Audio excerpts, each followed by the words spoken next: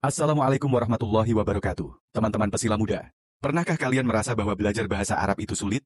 Nah, tahukah kalian bahwa ada seorang ulama hebat yang menyederhanakan tata bahasa Arab dalam 1000 bait? Dan rahasianya dimulai dengan satu kalimat yang sederhana, namun kuat, yaitu, seraya memintakan rahmat yang disertai takzim, bersolawat, kepada Nabi Muhammad yang terpilih dan keluarga Nabi yang selalu mencari kesempurnaan kemuliaan. Di video ini, kita akan membahas bait kedua Alfiyah Ibnu Malik dengan perspektif Tauhid. Teman-teman pasti penasaran, kan? Jangan skip video ini, karena kita akan belajar tentang makna Tauhid melalui karya besar ini. Sebelum kita mulai, jangan lupa klik tombol subscribe dan aktifkan lonceng notifikasinya, agar kalian tidak ketinggalan video inspiratif lainnya tentang fakta-fakta Islami dan ilmu pengetahuan. Bantu kami untuk terus menyebarkan inspirasi Islami. Bait kedua dalam Alfiyah berbunyi, Mushollian alan Nabiyil Mustafa wa alihil mustakmilina syarofa. Dalam perspektif Tauhid, inti ajaran adalah keyakinan bahwa Allah adalah satu-satunya Tuhan, dan tidak ada sekutu baginya dalam segala hal, termasuk dalam hal ibadah dan penghormatan. Dari bait ini, kita bisa mengkaji beberapa poin penting. 1. Shalawat sebagai bentuk ibadah yang tidak melanggar Tauhid. Mushollian alan Nabiyil Mustafa. Kalimat ini adalah pernyataan shalawat, doa, kepada Nabi Muhammad. Dalam Islam, shalawat tidak berarti ibadah kepada Nabi Muhammad, tetapi permohonan kepada Allah agar memberikan keberkahan, rahmat, dan kedudukan mulia kepada Nabi. Ini tidak bertentangan dengan prinsip Tauhid, karena shalawat merupakan bentuk ibadah yang diperintahkan oleh Allah sendiri dalam Al-Quran. Sesungguhnya Allah dan para malaikatnya bersalawat untuk Nabi. Wahai orang-orang yang beriman, bersalawatlah kamu untuk Nabi, dan ucapkanlah salam penghormatan kepadanya. QS Al-Ahzab 56. Shalawat bukanlah pengagungan yang berlebihan terhadap Nabi sehingga mengarah pada pemujaan atau penyekutuan, syirik, tetapi mengikuti perintah Allah untuk menghormati Nabi sebagai utusannya.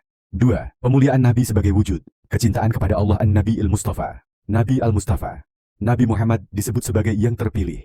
Gelar ini menggarisbawahi bahwa Nabi Muhammad adalah pilihan Allah sebagai pembawa risalahnya. Dalam Tauhid, kita mengakui bahwa segala sesuatu, termasuk kemuliaan Nabi, adalah dari Allah. Allah yang memilih dan memuliakan Nabi, dan penghormatan kepada Nabi adalah bagian dari kecintaan kepada Allah. Katakanlah, jika kalian benar-benar mencintai Allah, maka ikutilah aku. Niscaya Allah mencintai kalian. Qasim Ali Imran 36:1.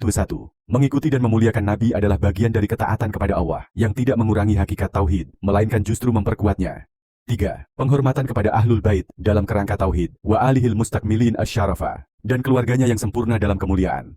Ahlul Bait, keluarga Nabi, dihormati karena kedudukan mereka yang dekat dengan Rasulullah. Namun, dalam perspektif Tauhid, penghormatan ini tidak boleh melampaui batas hingga mendewakan mereka. Islam mengajarkan penghormatan kepada keluarga Nabi karena kesalehan dan kontribusi mereka terhadap penyebaran Islam, tetapi tetap dalam kerangka bahwa hanya Allah yang disembah. Dan sembahlah Allah dan janganlah kamu mempersekutukannya dengan sesuatu apapun. QSM An-Nisa 36.